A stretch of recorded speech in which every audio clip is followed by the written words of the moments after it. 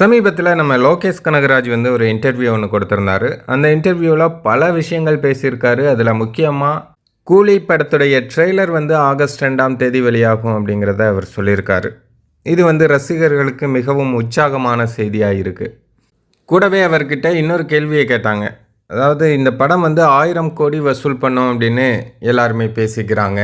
இது பற்றி நீங்கள் என்ன சொல்கிறீங்க அப்படின்னு இந்த படத்துடைய டைரக்டரான லோகேஷ் கனகராஜிடம் கேட்கும்போது அவர் என்ன சொல்கிறார் அப்படின்னா, கூலி திரைப்படம் வந்து 1000 கோடி வசூல் பண்ணும் அப்படின்னு என்னால் கேரண்டி கொடுக்க முடியாது. ஆனால் ஒரு விஷயம் மட்டும் என்னால் கண்டிப்பாக அடித்து சொல்ல முடியும். ஒவ்வொரு மக்களும் அதாவது ரூ. 120 ரூ. 150 ரூ. 190 அந்த டிக்கெட் ப்ரைஸ் போட்டு இந்த படத்தை பார்க்க வராங்கல்ல, அவங்களுக்கு வந்து ரொம்பவே திருப்தியாக இருக்கும்.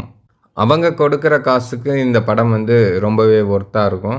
அதை வேணால் என்னால் அடித்து சொல்ல முடியும் அப்படின்னு லோகேஷ் வந்து பேசியிருந்தார்.